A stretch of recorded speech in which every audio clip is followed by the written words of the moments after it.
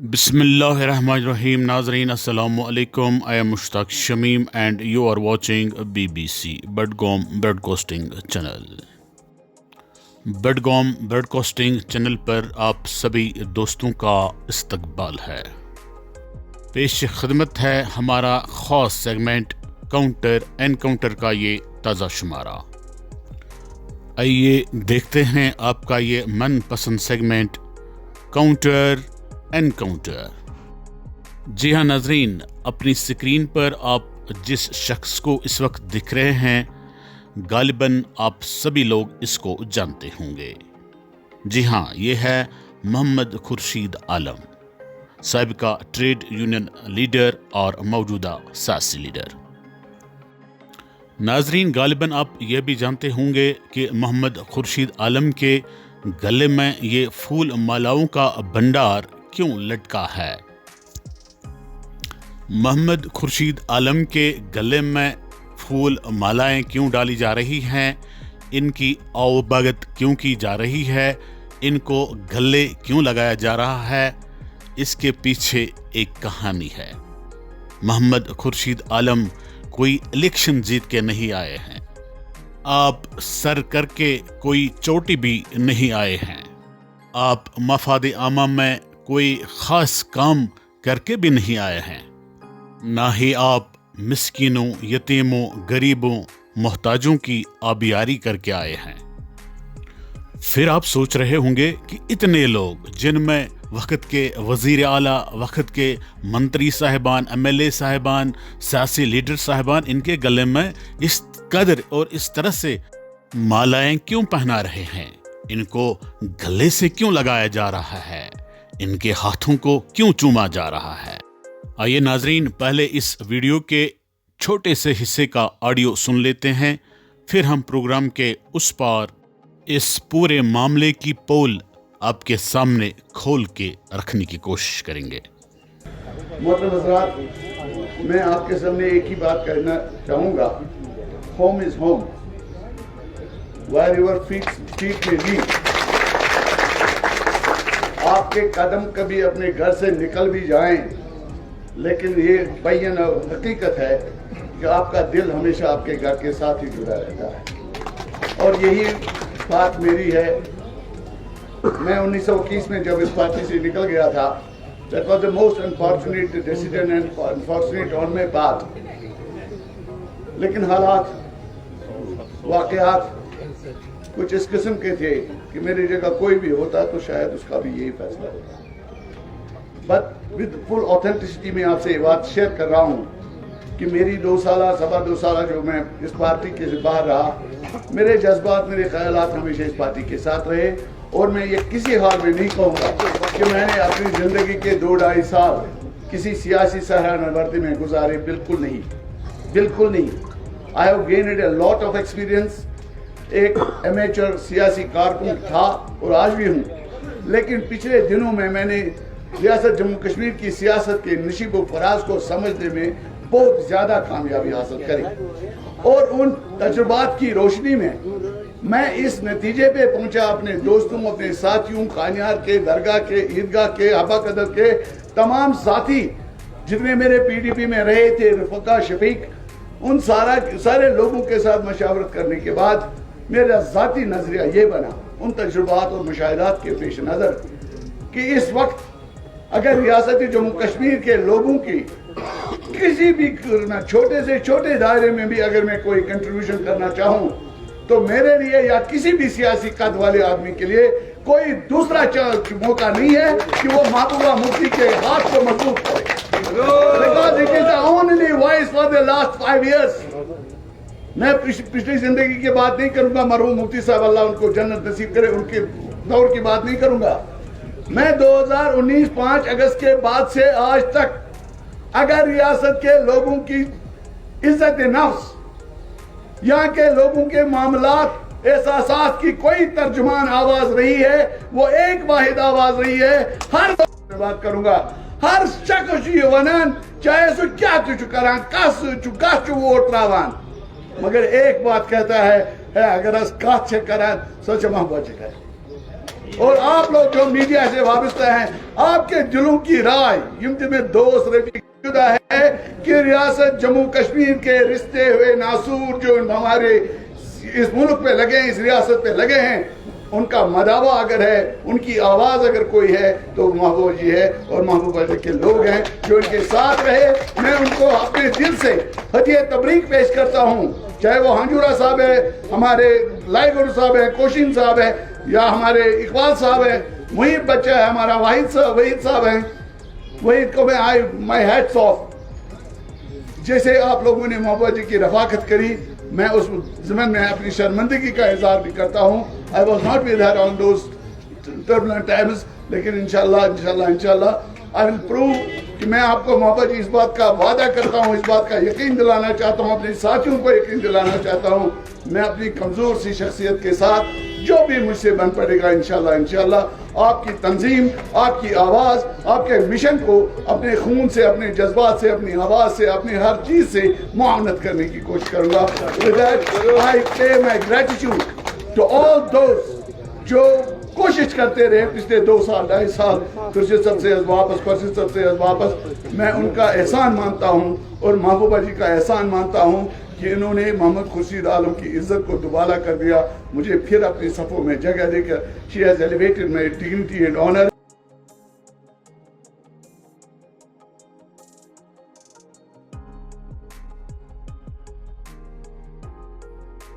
جی ناظرین آپ نے اس ویڈیو کلپ میں دیکھ لیا ہوگا کہ محمد خورشید عالم یہاں پر تقریر فرما رہے تھے. شہر خاص سے تعلق رکھنے والے خورشید عالم صاحب پہلے ایک سرکاری ملازم ہوا کرتے تھے. آپ محکمہ امور صارفین جس کو پہلے زمانے میں فوڈ اینڈ سپلائز محکمہ بھی کہا جاتا تھا وہاں پر ایک کلاس 4 ملازم کی حیثیت سے بھرتی ہو گئے. پھر پروموشن پا کر آپ سپروائزر بھی بن گئے اور انسپیکٹر بھی بن گئے. اس کے بعد شاید اپنی جو سروس تھی ان کی اس کے آخری ایام میں assistant director food and supplies بھی پروموٹ ہو گئے تھے. عالم صاحب کی شخصیت کے اندر 3 خاص خصوصیات موجود تھی. آپ قابل بھی تھے باروب بھی تھے اور آؤٹ سپوکن بھی تھے. انہی 3 خصوصیات کا فائدہ اٹھا کر عالم صاحب نے محکمہ فوڈ اینڈ سپلائز میں داخلہ پاتے ہی وہاں پر ملازموں کی ایک یونین بنا ڈالی. غالباً جس یونین کا نام تھا food and supplies employees association. وقت گزرنے کے ساتھ ساتھ عالم صاحب کے پاس بے شمار دولت آئی اور ان کا اثر رسوخ سیاسی اور انتظامی حلقوں میں بڑھتا ہی چلا گیا. ان چیزوں کا فائدہ اٹھانے کے لیے بھی عالم صاحب نے کوئی کسر باقی نہیں رکھی. انہوں نے اپنی ٹریڈ یونین کا دائرہ وسیع کرنے کا فیصلہ کر دیا.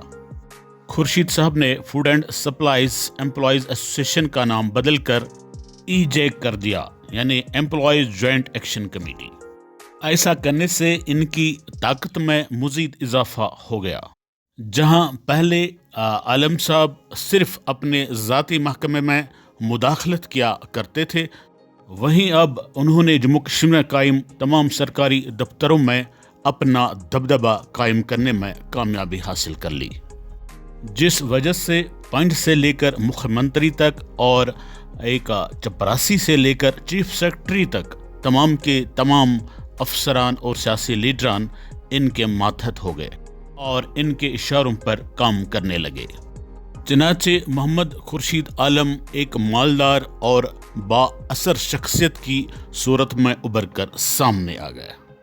جو ہی ان کی عمر ریٹائرمنٹ ہونے کے قریب پہنچی ان کو محسوس ہونے لگا کہ شاید اب سماج میں ان کا جو دبدبہ ہے ان کا جو اثر رسوخ ہے ریٹائر ہونے کے بعد وہ ختم ہو سکتا ہے. لیکن وہ ایسا ہونے کہاں دیتے. اپنا اثر رسوخ اور دبدبہ قائم و دائم رکھنے کے لیے انہوں نے ایک اور پلٹی ماری جس پلٹی کا نام ہے سیاسی پلٹی. ناظرین محترم جیسا کہ آپ جانتے ہیں کہ سیاسی میدان سماج کے چالاک اور مالدار اشخاص کے لیے ایک ایسی آماجگاہ ہوتی ہے جہاں پر ان کو کسی خوف یا پھر ڈر کا خطرہ محسوس کرنے کی ضرورت نہیں پڑتی ہے. نہ ریٹائر ہونے کا ڈر نہ اثر رسوخ ختم ہونے کا خوف۔ ایک انسان کا ماضی جس حالت میں بھی گزر چکا ہو، سیاسی فیلڈ میں قدم رکھتے ہی اس کے عزت اور وقار میں 4 چاند لگ جاتے ہیں۔ سیکیورٹی کور کے ساتھ ساتھ اس کو ہر طرح کا پروٹوکول سرکار کی طرف سے فراہم کیا جاتا ہے۔ ان کی غلطیوں، کوتاہیوں اور خامیوں پر پردہ ڈالا جاتا ہے۔ خیر ناظرین محترم، ہم اس سیگمنٹ میں اس وقت بات کر رہے ہیں محمد خورشید عالم صاحب کی۔ آپ نے نہ ہی کبھی شخصی راج سے آزادی حاصل کرنے کے لیے جدوجہد کی، نہ ہی انہوں نے جموں کشمیر کی سیاسی اور سماجی بقا کے لیے کوئی کام کیا ہے، اور نہ ہی انہوں نے جموں کشمیر کی عوام کی بہتری اور بھلائی کے لیے کوئی کارروائی نمایاں انجام دیا ہے۔ سیاسی فیلڈ میں انہوں نے اگر قدم رکھا بھی ہے، وہ صرف اس لیے تاکہ اپنی سروس کے دوران انہوں نے جو بھی مال کما کے رکھا ہوا تھا اس کو تحفظ فراہم کیا جا سکے، اور ساتھ ہی ساتھ جو سماجی، سیاسی اور انتظامی حلقوں میں ان کا دبدبہ اور اثر رسوخ تھا وہ قائم رہ پائے۔ پی ڈی پی چنانچہ ایک نئی تنظیم تھی اور اس میں قابل اور شعلہ بیاں لیڈروں کی کمی پائی جا رہی تھی، اس لیے اپنی نئی سیاسی اننگ کا آغاز کرنے کے لیے محمد خورشید عالم صاحب نے پی ڈی پی کا انتخاب کر لیا۔ پی ڈی پی کو ان دنوں بہت زیادہ عوامی مقبولیت بھی حاصل تھی اور ان کے ہاتھ میں حکومت کی باگڈور بھی آ چکی تھی، جس کا براہ راست فائدہ محمد خورشید عالم کو ملا۔ آپ بنا کسی محنت کے ایم ایل سی بھی بنے اور حکومت کے مزے بھی لوٹنے لگے۔ 2019 کے ایپیسوڈ کے بعد جب محمد خورشید عالم صاحب کو محسوس ہوا کہ پی ڈی پی کے ہاتھ سے حکومت بھی چلی گئی اور ان کی عوامی مقبولیت بھی ختم ہو گئی، تو انہوں نے چڑھتے سورج کی طرف رخ کر کے عبادت کرنے کا فیصلہ کر لیا۔ ان دنوں سجاد غنی لون صاحب کی قدر و منزلت بھارت کے وزیر اعظم نریندر بھائی مودی کے سامنے بہت زیادہ بڑھ چکی تھی، کیونکہ یہاں کی عوامی سرکار گرانے میں اور یہاں پر گورنر رول قائم کرنے میں سجاد غنی لون صاحب نے مودی جی اور بی جے پی کا بڑا ساتھ نبھایا تھا۔ محمد خورشید عالم کے دل و دماغ میں یہ خوش فہمی پیدا ہو گئی کہ اب یہاں پر جموں کشمیر میں سجاد لون کی سربراہی میں نئی سرکار قائم ہو کے ہی رہے گی، اور اس چیز سے فائدہ اٹھانے کے لیے خورشید عالم صاحب نے 2021 عیسوی مارچ میں پی ڈی پی کو طلاق دے دی اور سجاد صاحب کی پیپلز کانفرنس سے اپنا نیا نکاح کر دیا۔